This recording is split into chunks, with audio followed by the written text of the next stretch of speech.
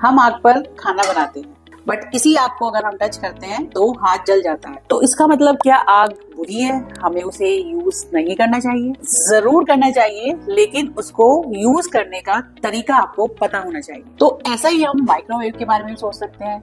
हाँ, वो हार्मफुल है, बट वो तभी हार्म करेगा जब हम उसे सही से यूज नहीं करेंगे। बेसिक चीजें तो सभी जानते हैं, जैसे कि स्टील और प्लास्टिक को माइक्रोवेव में नहीं रखना चाहिए। थोड़े टाइम के लिए रखेंगे तो कुछ नहीं होता, लेकिन यकीन मानिए कुछ नहीं अंजलि, बहुत कुछ होता है। मॉलिक्यूलर लेवल पर ऐसी ऐसी चीजें होती हैं जिसको ना तो हम देख सकते हैं और ना ही हमें पता चलती है कि वो हमारे लिए कितनी हार्मफुल होंगी।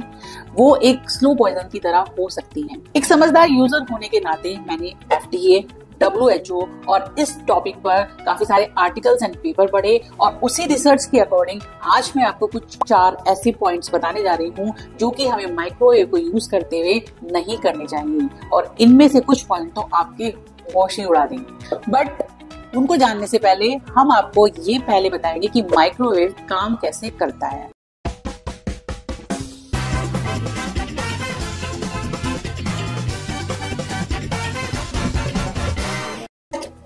इसके अंदर होती है एक एनर्जी वेव जिसे हम माइक्रोवेव कहते हैं। ये माइक्रोवेव एनर्जी एक वीक रेडिएशन होती है। अब आप रेडिएशन का नाम सुनकर घबराइएगा मत, क्योंकि माइक्रोवेव को ऐसे डिजाइन किया जाता है कि ये रेडिएशन बाहर नहीं आती। वैसे भी ये जो रेडिएशन होती है इतनी वीक होती है कि इंसानों और खाने को डायरेक्टली हार्म नहीं पहुंचाता। जब हम ओवन के अंदर खाने को गर्म करने के लिए रखते हैं तो खाने के अंदर मौजूद जो पानी के मॉलिक्यूल्स होते हैं वो इस माइक्रोवेव से टकराते हैं और टकराने के बाद ये वाइब्रेट होने लगते हैं और एक दूसरे से रगड़ने लगते हैं और हीट क्रिएट होती है। जैसे कि आप हाथ को रब करते हैं तो आपको गर्माहट महसूस होती है, तो इसी हीट से माइक्रोवेव खाने को गर्म करता है ना मजेदार? तो अगर आपको भी ये इंटरेस्टिंग लगा है तो कमेंट करके जरूर बताइए। तो वर्किंग तो हमने समझ ली, अब हम बात करते हैं उन 4 पॉइंट्स की। तो नंबर 1 जो पॉइंट है वो ये है कि चलते हुए माइक्रोवेव में कभी भी पास से झांककर ना देखें कि उसमें क्या बन रहा है, क्योंकि ऐसा करने से हमारी आंखों में बर्न्स, इरिटेशन और कैटरेक्ट की प्रॉब्लम हो सकती है। ऐसा इसलिए हो सकता है जब आप लंबे समय तक माइक्रोवेव के पास जाकर झांकते हैं तो ये जो माइक्रोवेव एनर्जी है आपकी आंखों से इंटरेक्ट हो सकती है। तो जैसे हमारा खाना गर्म होता है ऐसे ही हमारी आंखें भी गर्म होने लगती हैं, क्योंकि आंखों के अंदर भी पानी होता है। अब आप ये सोच रहे होंगे कि अभी तो आपने बताया था कि माइक्रोवेव को ऐसे डिजाइन किया जाता है कि एनर्जी लीक नहीं होती। हाँ, माइक्रोवेव ओवन को बनाते हुए स्ट्रिक्ट रूल्स और रेगुलेशन होते हैं और टेस्ट भी होते हैं कि ये जो रेडिएशन है लीक ना हो, पर कोई ऐसा दावा नहीं करता कि 100% रेडिएशन बॉक्स के अंदर ही रहे, लीक ना हो। हल्की हल्की लीक होती है, बट एक लिमिट के अंदर होती है जो कि हार्म नहीं करती, ऐसा FDA का दावा है। पर ध्यान देने वाली बात ये है कि ये जो माइक्रोवेव रेडिएशन है हमें डायरेक्टली हार्म नहीं करती। तो इस रेडिएशन से जो हीट क्रिएट होती है उससे हमारी आंखों को नुकसान हो सकता है। तो जब भी आप माइक्रोवेव यूज करें हमेशा दूर से उसको देखें, बहुत पास जाकर ना दें। पॉइंट नंबर 2, स्टील के बर्तन, एल्यूमिनियम फॉइल या कोई भी वो चीज जिसमें मेटल हो माइक्रोवेव ओवन के अंदर नहीं रखनी चाहिए। सबको यही लगता है कि अगर आप थोड़े टाइम के लिए रख देंगे तो क्या ही होगा। ध्यान से सुनिए अंदर क्या चल रहा है। सपोज ये मेटल को मैंने माइक्रोवेव में रखकर ऑन कर दिया।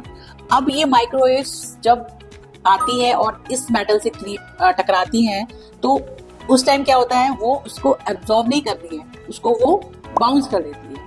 जैसे कि आप एक बॉल अगर दीवार पर फेंकते हैं तो वापस वो तो आपकी तरफ आती है या फिर इधर उधर चली जाती है। तो ऐसे ही ये वेव्स ओवन के अंदर कभी ऊपर कभी नीचे टकराने लगती हैं और इसी वजह से मेटल पे स्पार्किंग होने लगती है और आग लगने के चांसेस बढ़ जाते हैं माइक्रोवेव ओवन के अंदर। लेकिन हमेशा ऐसा नहीं होता, पर एक ऐसी चीज है जो हर बार होती है और आग और स्पार्किंग की तरह हमें दिखाई भी नहीं देती। वो ये है कि ओवन के अंदर की जो प्रोटेक्टिव वॉल होती है वो डैमेज होने लगती है और जितनी बार आप मेटल की चीजें इसके अंदर रखती हैं उतनी ही बार वो उन वॉल को डैमेज करती चली जाती है और उतनी ही बार रेडिएशन लीक होने के चांसेस बढ़ते चले जाते हैं।